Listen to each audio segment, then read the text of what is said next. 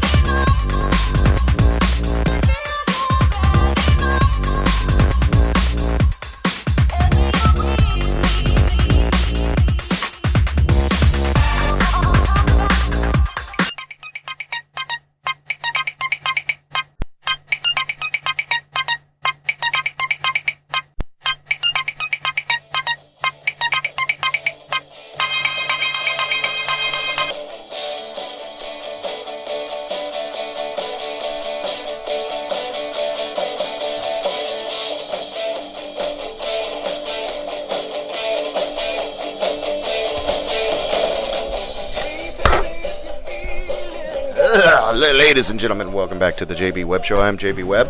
Sounds a foreigner, dirty white boy, bringing us in. Welcome back. I don't know. I am JB Webb. Welcome to the JB Webb Show. This week we have a local legend interview, and it is with somebody who's been on the radio for 20 years, part of the most popular morning radio show, talk radio kind of format show, The Monsters in the Morning. They do it right here out of Orlando, Florida. And we're very pleased to have the dark hitman of comedy, often referred to. Go to Wikipedia, you can find out about these guys in the show, and there's a little bio there. But we're very happy to have on our show with us local legend, Dirty Jim. Thanks for being on the show. How are you doing? Hey, man, what's going on? I'm doing great. Jim Colbert, right? That's your actual name, but your moniker on the radio is Dirty Jim. You've been around here for over 20 years. You're a part of the, Monsters of the Morning, very popular radio show. And I thank you for gracing our little humble show here with your presence. And, I just want to kind of dive right in because you're a real interesting guy. You got a great sense of humor. You're very sarcastic in a lot of ways. That kind of underhanded sarcasm. I love it. But maybe you could give us a little bit of background of how you first got into radio. Was it all just chance, or was it a bunch of hard work, or was it something you were trying to do when you were young, or how did that all kind of come together? Well, I tell you, man, truthfully, I was always that class clown. Yeah. So I always used comedy in one shape or form, or in one sense or another, to try to get attention from girls. I mean, I'll be the dead. I think it's a common theme if you talk to guys who do this for a living, whether it be music or whether it be acting or whatever. They're doing it to get laid. And I simply tried to form a way. I grew up very humbly. We didn't have a lot, so I had to figure out how to get attention for myself. Yeah. And that's kind of how I did it, by being the guy that to rag on you and make it funny for everybody else. And as far as getting into the radio business, that really is all on Russ, 100%. I literally cannot take even one inch of credit for the show starting. I wish I could. I wish I had those kind of balls at that particular time. Well, did he just kind of tap and pull you in? But it must have been something in your personality that he said, "Hey, come on." Well, once again, let's get some truth. Here's the thing. I don't mind telling you the truth because I'm not embarrassed about it either way. The show is what it is. The success story is what it is, and you can't change it. But I was married to Russ's sister at the time. Well, Russ and I used to be big fans of the Ron and Ron show that broadcast out of Tampa and then later was syndicated into Orlando. And still to this day, I think probably the funniest radio show I've ever heard. I mean, some of the funniest material on the cuff and off the cuff I've ever heard in my life. And I still think it would hold up today if you were to broadcast it right now. And then we would have these conversations. Russ and I would have these hours-long conversations, either on the phone or in his office or at my print shop at the time, about the show, and we were enamored by it. Well, while out on a delivery with his buddy Bo at the time, for his party store. Russ used to rent chairs and stuff, for weddings, the deal, tents, whatever. And he was listening to some AM radio, and he goes, we could do that. Talking about him and Bo. I wasn't even in the picture at the time. And Russ called up the station and said, "What's the deal?" And he goes, "I want to be on the radio." And they said, "Well, we can charge you $100 for an hour." And he said, "I'll take it. It's a 13-week contract, or I'll take it." Wow. So Russ wrote him a check for $1,300 or so. And literally the next week, they were on the show. They were on the air. Wow. They did about 6 shows. And once I found out they had a radio program, I was a relentless bulldog in Russ's face. "Let me on. I want to come see it. I want to come see it. Let me do it. I want to come watch it. I want to come watch it. I want to come watch it." I never had any intention of watching. Right. And to be quite honest with you, I knew that I had Russ in a position that he really couldn't tell me no. Yeah. Because I was married to his old lady, and we were really buddies at the time, I was married to his sister. Yeah. And we were pretty good friends at the time, and spent a lot of time together. So I kind of realized I thought I could weasel my way in there, and I did. And then when I did, I just took advantage of the situation and started taking that broadcast somewhere completely else. I mean, they were doing punch recipes, and basically what Russ would do is he would go in there. It was brilliant, really. He'd go into a company and go, "Hey, I want to sell you some rental stuff. And by the way, if you rent for me, you'll get free plugs on my radio show."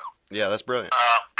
It is. It's brilliant. I'll tell you, it's simple, but it worked like a charm bracelet. And most of the show was plugging those events, or giving out punch recipes, or talking about stuff like that, or giving out roller skating passes because his buddy ran the roller rink. Yeah. And then we got picked up by Real, basically at the same thing, and they said, "Hey, you can pay the same money and have it on FM." And then we did it. About halfway through that contract thing, and we went to FM, and then so the story goes. I mean, that's cool. No, I had no idea you guys started on AM. I just, from my perspective, I was saying, hey, these guys are great, and this is back, in the 90s. When this is like 93, 94, buddy. Exactly. What happened was, even halfway through that contract with AM station is when Russ signed the deal with the FM station, and had to pay them money on top of the money he'd already paid for the AM, and they weren't giving that money back, So for about 4 weeks, we'd actually drive out to Ocoee, where the radio station was at the time, which is in West Central Florida for you guys listening elsewhere. Yeah. And basically, in this little crappy, terrible AM studio that is literally no bigger than a bathroom, right, we crammed our fat asses in there and recorded the radio show, and then would drive back to Orlando so we could do the radio show on FM live. Wow. Because, of course, it had considerably more value. And the other great thing about the story, by the way, chance is everything. I mean, a lot of people in this business work their ass off to get where they are, but, man, those opportunities, when you get them, you just got to take them, and you just got to roll that dice. It's just one of those things. I mean, to be honest with you, when I sold my printing company, we just landed a big deal. I just moved up in machinery. I mean, we were literally on the way to doing something kind of cool, and I shut that entire thing down on the gamble that the radio show would last. Wow. That's how serious we were about it. Yeah, and radio's so fickle. So, I mean, that is a big, for people who may or may not know, I mean, radio's kind of a fickle industry and can be... My printing business was grossing $500,000 a year at the time, and we'd only been in business for 3 years, and only really been in business seriously for about 1 year. Yeah. And, I just had the ability to make people want to buy from me. I could make them laugh, go over there and make a sales call, make them laugh a little bit, and they wanted to do business with me. So, I mean, I was starting to make contacts that mattered. I mean, I really had a good thing going, but I got to tell you, man, I was working myself to death, and that idea of working 5 hours a day and making more money than I was making, killing myself there was, it wasn't even a coin flip. Just logically, yeah, it just totally made sense. So, well, so let me move over to you guys on the Monsters in the Morning. Do a lot of great community activist stuff, and I mean, as far as you and Russ both kind of lead a lot of the charge of that. I mean, the Kicks for Guns, all the stuff you do with Crime Line, all the stuff. I mean, even this week, around the holiday seasons, you guys make people's wishes come true and all this cool stuff. For you, and maybe are you going to stumble into some politics or something? Is that something you've even thought about, or? No, I mean, I think I get too many skeletons for politics. Oh, okay. I got too many skeletons for politics. I've done too much stupid stuff. Yeah. I mean, I have. I've got too much out there, and in politics, those guys just eat you alive. I mean, that's really, people talk about the entertainment business being dirty and sludgy and sleazy, and maybe even the legal business at times. But I will gratefully compare any of those to the business of politics. It is slimy at its core. It's bad. It can be very bad. And I really don't want to, and I just don't think I could sell enough out to be effective, to be honest with you. Well, I think it's maybe I'm asking that question just more from what I know, just from listening to you on the radio and getting to meet you in person, but more of what I know of your personality in the sense of, your character, Dirty Jim, where it's like, I'm not going to take any crap. I'm going to ask these hard questions. I think I'd love to walk Dirty Jim into City Hall and say, this is the shit that needs to get done. Yeah, exactly. I'd love to roll that guy in there and yeah. look, motherfuckers, here, it's time. Yeah, Somebody exactly. pay attention because the truth is about to be spoken. Yeah. I am not going to shut up until... Regardless of how actually true it was going to be said, because that's what that guy does. But Jim Colbert doesn't do stuff like that. Jim Colbert is a guy who loves to take care of his family, wants to make money. I have plans to retire. I mean, I maybe want to be a golf pro one day. I want to open a restaurant. There's a lot of things I want to do. Cool. With my life, beyond this radio show. I want to do another radio show where I get to be the host. Hell yeah. That sounds fun to me. See, now that's perfect. One of the questions I had is, being in Central Florida, knowing Orlando, Jim Phillips sitting in that big chair. When you filled in for him earlier in the year, I thought, man, what a perfect you just gelled right away with the group. It was, again, that same snarky, sarcastic. Is that, you say what you can say or don't say what you can't say. Is that you had mentioned that's an aspiration, maybe get your own show. Maybe you're occupying that big chair, that drive time seat. Has there been any kind of talk about that, or maybe you can't share that? I don't know. Well, there's nothing really to share, but I'll tell you this. I mean, if that position were offered me, and I don't think there's anybody in that building, regardless of the signal that you work for, if that position was offered to me, would I take it? I don't think I would even blink once. You know why? Because Daniel and TC are talented guys. Rocky the Bear. Yeah. Are ultimately talented human beings. I mean, beyond belief, Daniel Dennis is by far the most talented human being he's super I creative. have ever encountered. And I will say that. Yeah. So, anyway, I really wouldn't be worried about this guy. Russ has his own agenda. He's going to do his own thing regardless of whatever I do.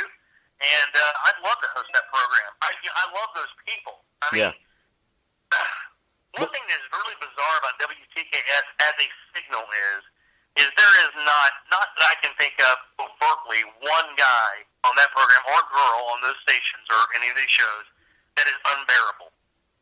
Everybody has their personality eccentricities. Can I tell you one? Almost every one of them is endearing. Right. It's one of those things where it's like, oh, that's cute. How Bubba can't remember to bring his wallet to work half the time or forgets where the building is, even though he lives 75 yards from it. That's kind of endearing. It's annoying as hell, but it's kind of endearing. You know what I'm saying? It's not really hurting anybody. Well, it really makes for great radio. Yeah, everybody knows. I think that's kind of cool, I love the position I have in Orlando when people see me around or whatever. Not that I'm some gigantic celebrity, but I am a part of a lot of people's lives for an extended period of time. But when they encounter me, hey, Jimmy, what's up? Like I came over for dinner last night. And I have to tell you, I like that a lot. Well, I think what's cool, is that you're sharing. I want to interview you as a local legend, and you keep bringing in the team, you keep bringing in everybody, which is again just the basic fact that you've got the chops. I see great things for you, whether it is maybe occupying that big chair. I could really see that happening. By the way, if Jim does retire, or opening a restaurant. I mean, the stuff you've been doing with Petty's. I mean, my wife and I have been going to Petty's for a long time, and that place is great. And the stuff you guys came up with, this little cook a meat of the week, that's awesome. And you've obviously got some skills in the kitchen and stuff like that. And I think something else. We've just I'm more excited about any 1 year going into 2012. I'm more excited about 2012 than I've been excited about any 1 year of my life for quite a while now. My kids are good and healthy. Mm-hmm. We raise them good. They make pretty darn good decisions. They're all kind of growing up, doing their own thing, forming their own personalities. My wife and I are solid as a rock. Everything's been good. The show's just kind of one of those things that's perpetual. Yeah. In 2012, on the cooking tip, there's going to be some really exciting things coming out from not only myself, but for the station and the show. Huh. And the signal alone. I'm working on a project. I just got the okay. As a matter of fact, you're the first person to know outside of my wife. Oh wow! To do a project, I'm really looking forward to, and then possibly working with Universal next year on a cool little project. So, I don't know, man. I'm just really excited about it based on some of the things you just talked about. So, funny we should be talking today, you know? Well, it's great, and again, I appreciate you making time to be on our little, humble show here. But it's just like, so valuable for me to get this, straight dope from you regarding everything you've been through, and it really is, a true premise of life. At least I subscribe to it. You work hard enough, you put enough time in, you get enough experience, and you're actually you can get somewhere. So you gotta be persistent, Joel. It's one of those things, buddy. I don't give a damn how many times you woke up in the morning, walked out, took that shovel, dug it into that proverbial shit, and slung it. Whatever that shovel is, and whatever that shit is, don't ever not sling it. You know what I'm saying? Yeah. Don't ever let the other guy sling it better, and never not show up and sling it. Yeah. Whatever it is, whether it be electronics, whether it be what I do, whether it be what you do, whether it be anything. Every day when you wake up, you sling it the same way you did it before. I think you'll be good, man. Yeah, it sounds like you're giving me some sex advice too. I like that. So that's funny. You sling it that way, you'll be good. Well, definitely hard work never fails to pay off. So you're definitely right there. Yeah, it always finds a way to make itself valuable, doesn't it? Yeah, you're definitely right. As an avid fan, again, it's a part of my little show's mantra to interview people that we think are cool or that I'm a fan of, that I want to turn people on to. So we go out all across the nation and we get views and hits in all different states across the nation, and that's great. So hopefully through this means people will be turned on to the Monsters. Where can they check you out? It's 165. XM or Sirius, or I don't know, didn't they join or something? Or what's your details for the, I know that people can download iHeartRadio, check out your show. What are other ways? Yeah, basically, if you can't get the radio station in Central Florida, if you're not around here, you can go to monsters.fm. There's a live stream right there online.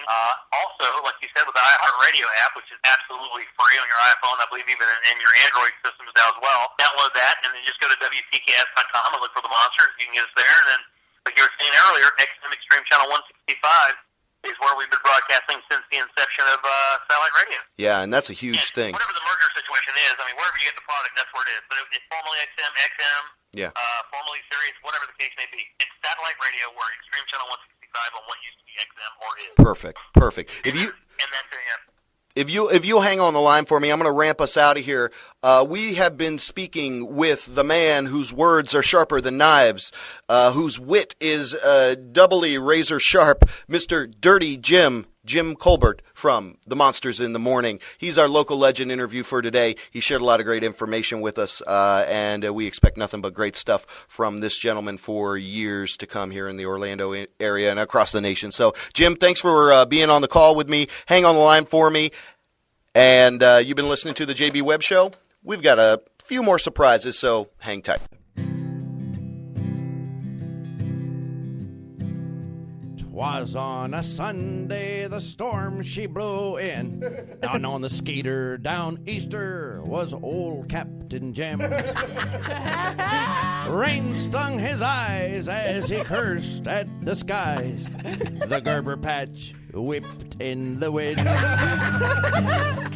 Handsome was he in his rugged old boat, jumping the ripples 6 inches high. His single malt spilling all over his chillin', a blonde cag hair stuck in his eye. Aye, the skeeter down Easter, she's towing to safety, a big X on board. Aye, brave Captain Jimmy just tips his hat to the sailors and says, "No charge."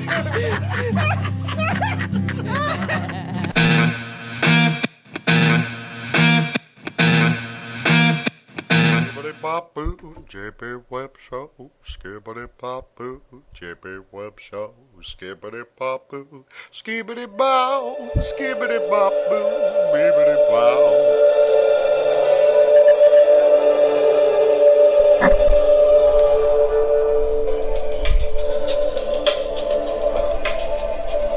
Hey, what's up? This is JB Webb.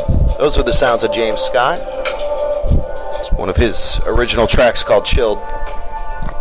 I'm here tonight with Frankie Messina, live on the line with me, and let me pull down that music a little bit and introduce Mr. Frankie Messina. He's a legendary character around here in Orlando, founder of Apartment E, and he's on the line with us. And how are you doing tonight, Frankie? Excellent. How are you, JB? I'm great, man. I'm great. Thanks for joining up with us. But you got a lot of cool stuff going on. Apartment E in itself, we could talk about that for probably hours. Well, what you do there is really promote artists, promote art here in Orlando. So it's awesome. The discovery of each other. It was like, hey, cool. We're doing the same thing. So now you've also teamed up with Divine Chi. Yes. And we know those guys. They're a fan favorite here on the show. You guys are working together on a really unique concept for New Year's Eve. And I wondered if you could give us some information about it. It's called BU New Year's Eve. And Sure. I'll throw all the details up, but this is a cool concept. So what's it about? It's a kind of open we got event? together. I met Divine Chi through the thing, like you said, and actually, I met you just because, like you said, what you've done, and people like you and people that we know that are trying to forward the city artistically and culturally. Right. The main thing we've always done is our connection together and the collaboration that we have together. And Divine Chi. Her Nikki, his wife, they have this amazing attitude toward local people, local art, local scenes, and we've been working around together, thinking of ideas, and they brought this idea to me for a New Year's Eve alternative to going out.